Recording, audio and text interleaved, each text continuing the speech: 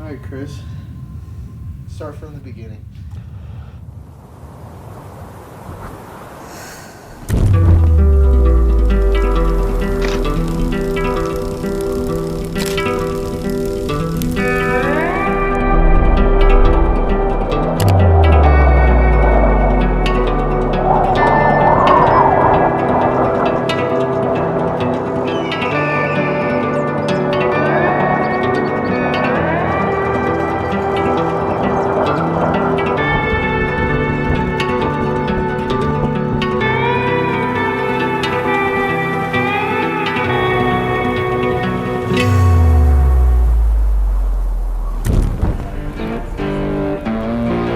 Walk me through what's going on right now.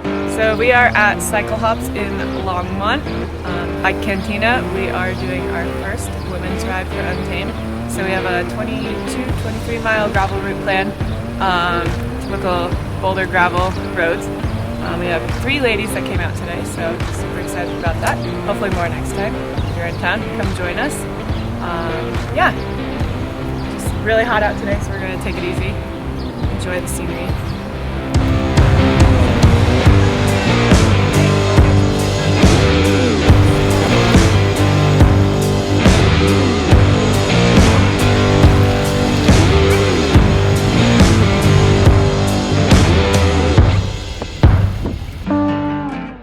I was really excited to host our ride. There was not a lot of people there, but there's a lot of people out of town with. I ran 70.3 St. George and 70.3 Cancun this weekend. So hopefully for the next one, more people will be around and we'll have a bigger turnout. Also, I think it helps. The 3 ladies that were there had a lot of fun, so hopefully they'll share with their friends. And they even said that they had friends that wanted to come but were out of town. So I'm really excited for the next one, hoping to continue to grow the group. I'd love to see just this giant group of women that come out to ride together, where it's about the community, not about like competition, supporting each other. Love to be able to break up into different groups, A, B, even C groups. Get more girls riding gravel, because I know that kind of scares some people, and hopefully for the next ride we'll get some more of those girls out, kind of show them some of the roads, get them interested. Then maybe down the line they can get a gravel bike.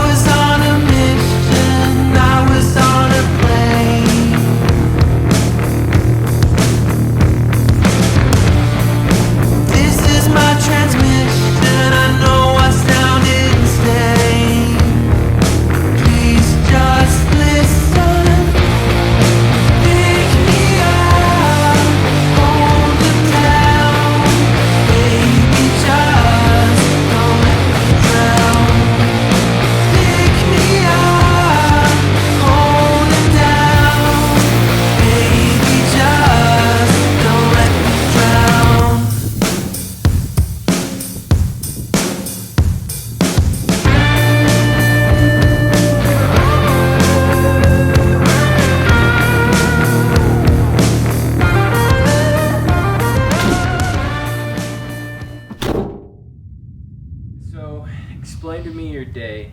How did things go? How did the footage look? How did the photos look? Give me the overall gist of the day.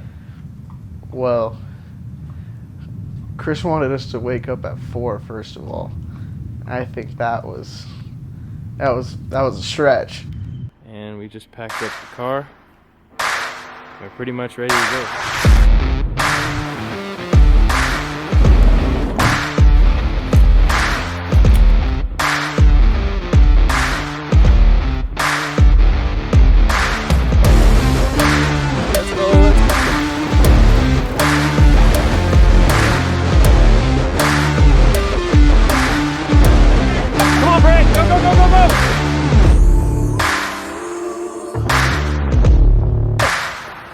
Nice job, Brett. I was really excited for this race going into it just because there was so much crucial gravel on the course, and I think of that as a strength for me. It was hot off the press right from the start. Girls were hammering off the start line. Everyone's fighting for positions.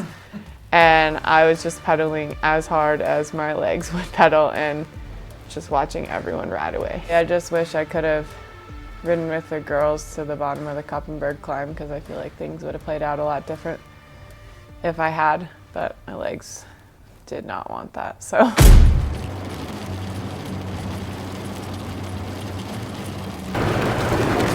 So we stopped everything, so this is going to be a 30-minute delay. It started to rain, we were getting lightning, and it's currently snowing right now, as you can see. We hope the race doesn't get canceled, but we'll just have to wait to hear from Chris and find out. So this race just went from 0 to 100 in 30 seconds. What happened was we got a mini little tsunami, standard Colorado May weather, no biggie. And the rumor is that the climb, the famous climb on the course of Koppenberg, is going to be a mandatory run. I have a little experience running, so this is about to get really interesting. Okay, well, it's extremely windy right now, and Chris's race is just about to start. Just look at this wind. I could get pushed over right now. That's not going to happen.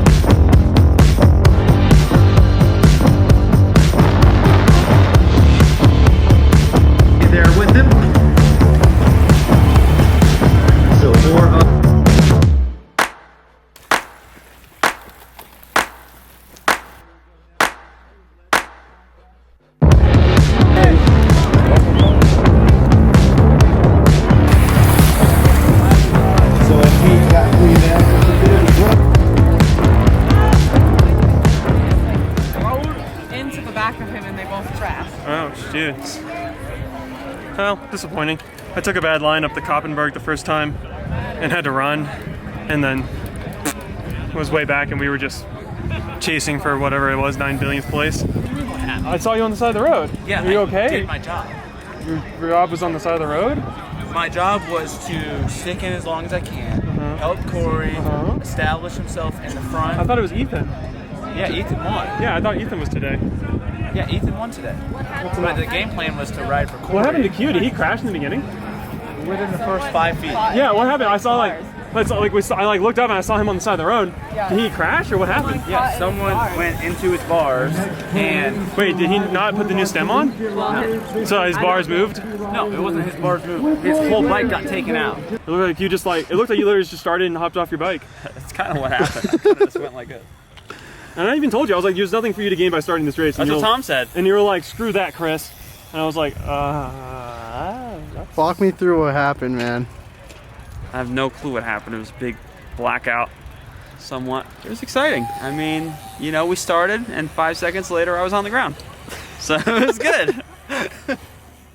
Today was a interesting day. It started out, obviously, like anyone goes into a race and you kind of always imagine the best, and you always kind of think, you know, here's the best scenario that's going to happen, and I'm going to just be amazing. And then, you know, reality sets in. I did what I thought was the correct thing and ended up making a really dumb mistake and took a really poor line the first time up the Koppenberg and was forced to get off my bike and run, and went from first to well in the middle with gaps forming in front of me, and then that was it. The riding was on the wall, the gap had already happened, the group in front of us was going faster. So we just kind of kept the tempo high. So then you just kind of crossed the line to finish, I don't know, wherever I finished. And it sucked. Like, you know, admittedly, this season hasn't gone kind of how I imagined starting this team. And, you know, sometimes it is emotional. You do feel disappointed. I feel disappointed, and you want more, but then it's nice to kind of sit back and remember, look, like, I wasn't winning every race when we started this team. I'm not winning every race now. Nothing has changed. The sponsors aren't with us for results. The sponsors don't, they didn't care that I didn't win any races when they signed on. They really don't care now. They signed on for Untamed because they believe in the project. They believe in what we're doing. They believe in the growth of this team. So it's just something that you kind of have to just sit and process and go, all right, today sucked. It wasn't the result I wanted. But take a deep breath. You're still the same person you were when you started the race. Winning doesn't make you a great person, losing doesn't make you a bad person. And you just kind of get on with it and let it go. We have more races coming up and a lot more to look forward to.